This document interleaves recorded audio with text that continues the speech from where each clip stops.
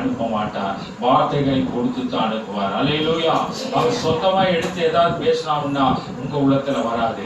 தேவன் பேசுவார் என்றால் இன்றைக்கு தேவன் உங்களோட பேசி இருப்பார். காலையில நான் விசுவாசிக்கிறேன். கரங்களை தட்டி தேவனுக்கு மகிமை செய்யுங்க. அல்லேலூயா.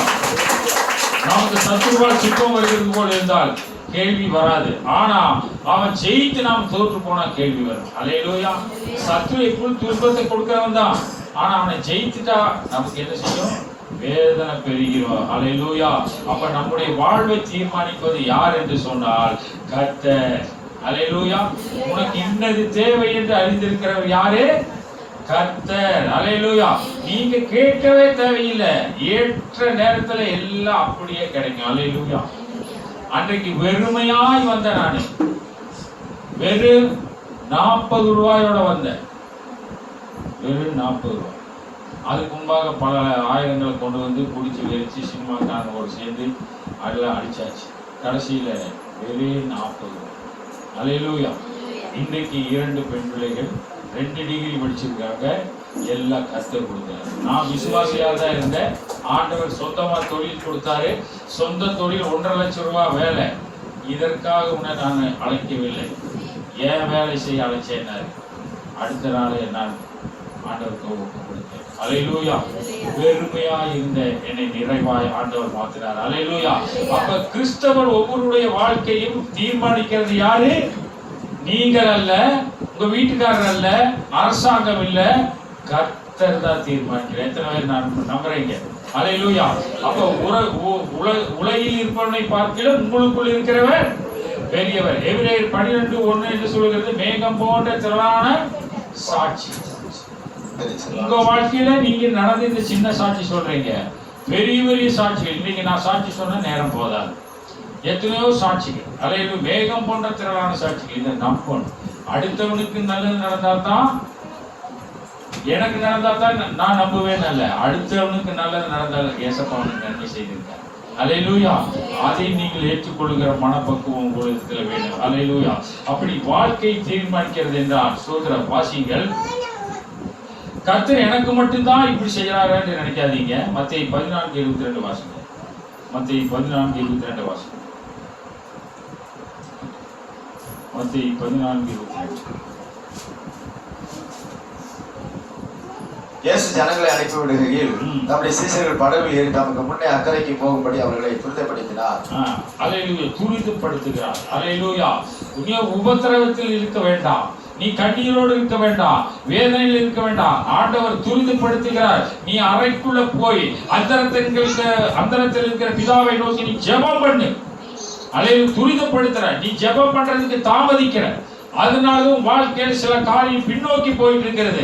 துரிதப்படுத்தும் பொழுது, ஆண்டவர் உணர்த்தும் பொழுது ஜெபிக்கணும், வேதம் வாசிக்கணும் அப்படிங்கிற பொழுது அதை நீ செய்யணும். ஏனென்றால் ஆவியானவர் நமக்குள்ள இருக்கிற நாம சொல்றேன். அல்லேலூயா. நீங்கள் ஆவியோடு உண்மையோடு ஆராதிக்கிற ஜனங்கள். அல்லேலூயா. வெறுமையானவர்கள் அல்ல. உள்ளுக்குள்ள எப்பொழுது ஆவியானவர் உங்களோடு இடைவிடுகிறார். அப்படி என்றால் ஒரு ஸ்தோத்திரம். ஒரு படிப்பறிவு இல்லாத ஒரு அம்மா பிளாட்ல இருக்கிறாங்க. அவங்க ஒரு 3வது மாடிக்கு அவங்க அந்த வீட்டில் இருக்கிறவங்களை பார்க்கறதுக்காக போறாங்க.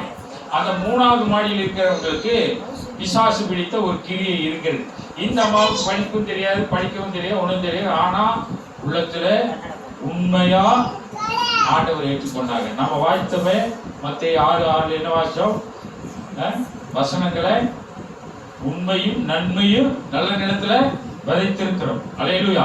அப்படி ஏற்றுக்கொண்ட அந்த அம்மா படிக்கட்டுல ஏறும் பொழுது ஸ்தோத்திரம் ஸ்தோத்திரம் ஸ்தோத்திரம் இதுதான் சொல்லிச்சு. அந்த 3வது மாடி ஏறி அந்த அம்மா வீட்டுல நாற்காலியில் இப்படி உட்கார்ந்து இருந்துச்சு.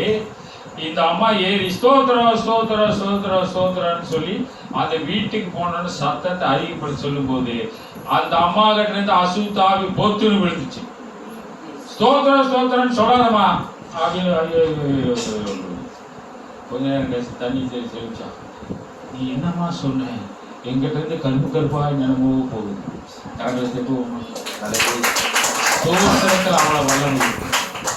நீ சொல்ற ஸ்தோத்திரத்தில் அவளை பவர் இருக்குது. உனக்கு தெரியுமா? அல்லேலூயா.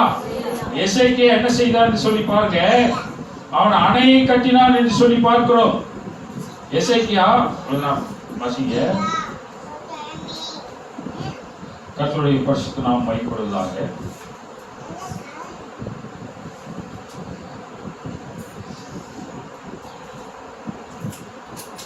ரெண்டு நாளாகமும் 32ஆம் அதிகாரம் 30வது வசனம். 2 நாளாகமும் 32ஆம் அதிகாரம் 30வது வசனம் வாசிங்க. 2 நாளாகமும் 32ஆம் அதிகாரம்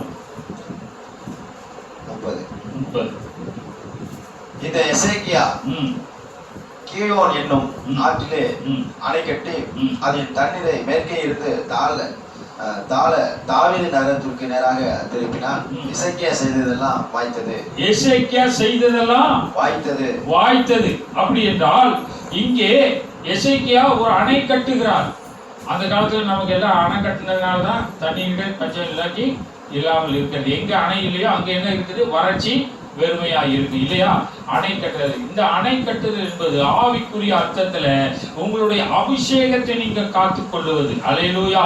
உலகத்துக்கு ஏற்றபடி வாழாமல் கிறிஸ்துவுக்கு ஏற்றபடி நீங்கள் எல்லாம் அனுபவிக்க எனக்கு அதிகாரம் இருக்கிறது. ஆனா ஒண்ணும் தகுதியாய் இருக்காது. அல்லேலூயா. எல்லாத்தையும் அனுபவிக்கலாம். பிரியமானவனே, நீ உன் ஆத்மா வாழ்வது போல எல்லாமே நீ அனுபவிக்கலாம். ஆனா ஒன்றும் உனக்கு தகுதியா இருக்காது. அல்லேலூயா. உனக்குன்னு ஒண்ணு தகுதி ஆண்டவர் வைத்திருக்காரு. அல்லேலூயா. அதுதான் உனக்கு செய்ய. இப்ப நீங்க அபிஷேகத்தை, இந்த அபிஷேகத்தை நீங்க காத்துக் கொள்ளும் பொழுது கர்த்தர் உங்களுக்கு சோதனை, வேதனை, கண்ணீர், துக்கம், துயரத்திலிருந்து ஆண்டவர் மாற்றினார். அல்லேலூயா. அது மாத்திரமல்ல, அவன் தாவீது நகரத்துக்கு நேராக திருப்பினான் என்று சொல்லி பார்க்கிறோம். அப்படி என்றால் தாவீது நகரம் என்பது இந்த சபைக்குள்ளாக அபிஷேகத்துக்குள்ள நீ அணை கட்டி வைத்திருந்தால் நீ மற்ற அபிஷேகம் இல்லாதவர்களை இங்கே தாவீது நகரத்துக்குள்ளாக நீ கொண்டு வருவதற்கு சமானமாய் இருக்கிறது என்று சொல்லி பார்க்கிறோம். அதே போலத்தான் சோதரன்